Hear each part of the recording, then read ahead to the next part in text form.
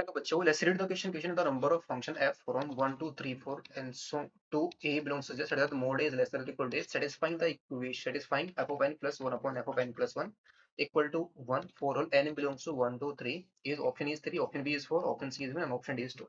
यहाँ पर member of function find out करना है जो इस रिलेशन को सेटिस्फाई कर रहा होगा। क्वेश्चन को सोल्व करने के लिए जो की कॉन्सेप्ट हम इसमें यूज करेंगे, की कॉन्सेप्ट इज यहाँ पर इफ अगर हमारा मोड एक्स क्या हो, लेस देन और इक्वल टू ए हो, एक्स क्या आ जाएगा, लेस देन और equal to a and greater than equal to minus a आ जाएगा। क्वेश्चन में हमें जो फंक्शन डिफाइन है ये हमारा कहाँ से कहाँ तक है, 1 2 3 4 two a belongs to z such that mod a हमारा क्या है, लेस देन और इक्वल टू 8 है। तो ए की वैल्यू हमारी -8 के अंदर बिलोंग कर जाएगी, बट ए हमारा इंटीजर भी आएगा। ए को क्या होना पड़ेगा, इंटीजर, बिकॉज ए हमारा कहाँ से बिलोंग कर रहा है, जेड से बिलोंग कर रहा है। एफ फंक्शन आ जाएगा अपना एफ फ्रॉम 1 2 3 4 से कौन कौन से नंबर आ जाएंगे, -8 -7 -6 and so on 0 1 2 and so on कहाँ तक जाएगा, 8 तक जाएगा। तो यहाँ से यहाँ तक ये हमारा फंक्शन डिफाइन है और हमें नंबर ऑफ फंक्शन फाइंड करने हैं जो किस कंडीशन को सेटिस्फाई कर रहा होगा। नाउ जो हमारा f of n plus f of n plus 1 upon में एन किसके इक्वल आ रहा है, 1 के इक्वल आ रहा है। For all n belongs to 1 2 3 n is equal to 1 2 3 के लिए हमारी कंडीशन सेटिस्फाई होनी चाहिए। तो नंबर ऑफ फंक्शन यहाँ पर फाइंड आउट करना है।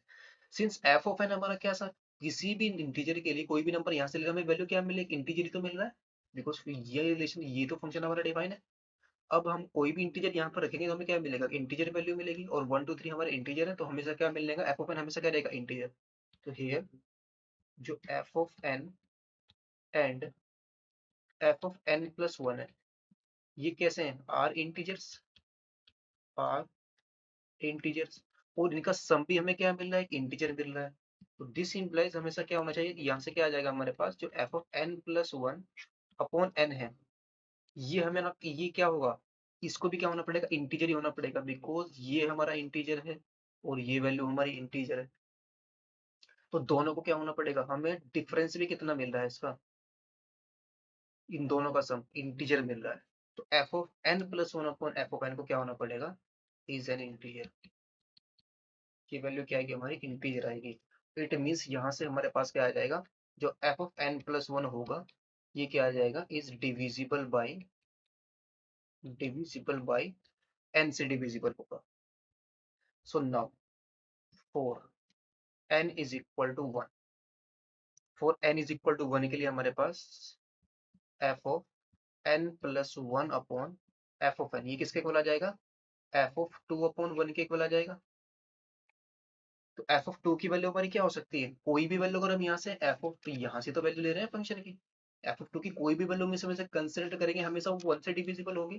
तो -8 -7 -6 and so on 1 0 1 2 and so 8 तक हम कोई भी वैल्यू ऑफ 2 की कंसिडर कर सकते हैं।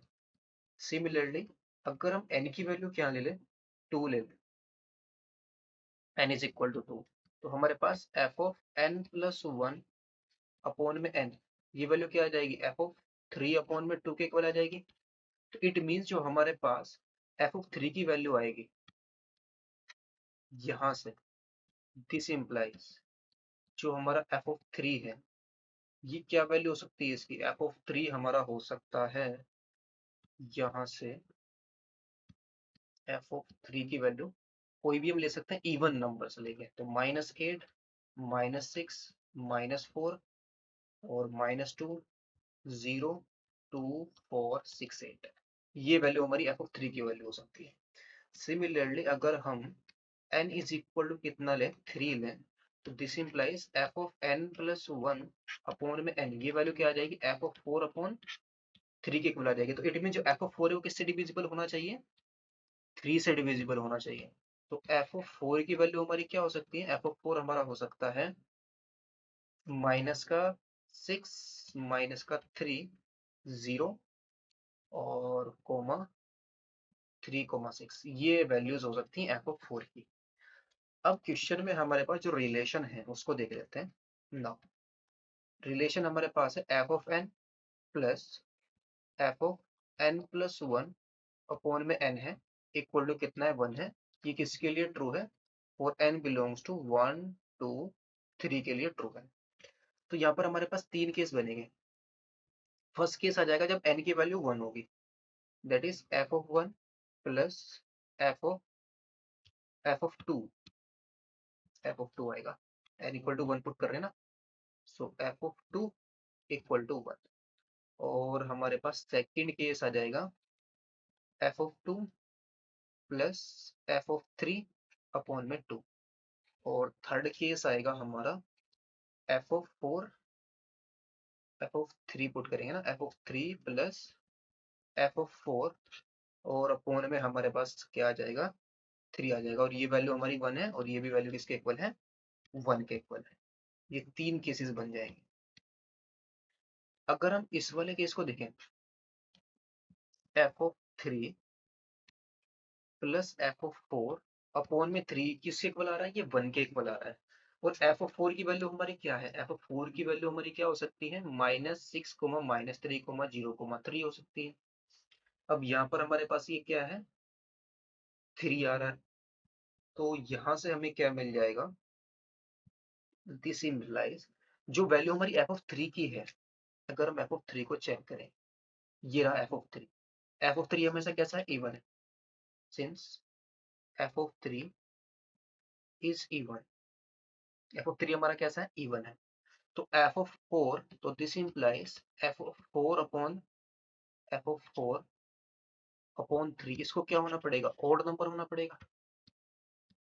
F of four upon three, ये क्या आ जाएगा, इज ओड। तभी तो बिकॉज इसका सम हमें क्या चाहिए, वन चाहिए ना, एफ ऑफ थ्री तो हमारा इवन है।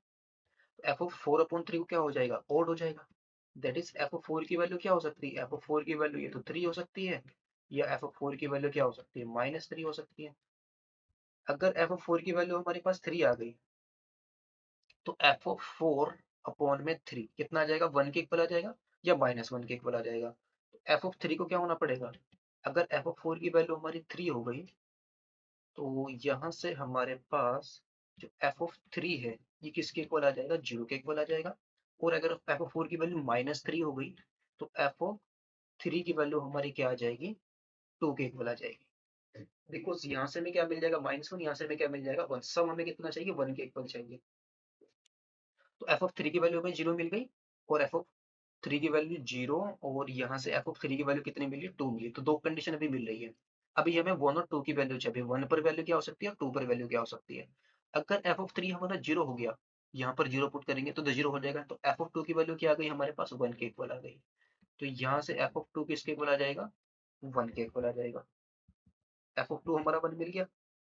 और अगर यहाँ से एफ ऑफ थ्री की वैल्यू टू हो गई, सो थ्री अपॉन में, और यहाँ पर एफ ऑफ टू वन है, वन ले सकते हैं एफ ऑफ टू को। ये रहा हमारा एफ ऑफ टू, कोई भी वैल्यू ले सकते हैं ना एफ ऑफ टू की। तो अगर एफ ऑफ थ्री हमारा टू हो गया, तो टू यहाँ पर पुट करेंगे, टू अपॉन टू वन हो जाएगा।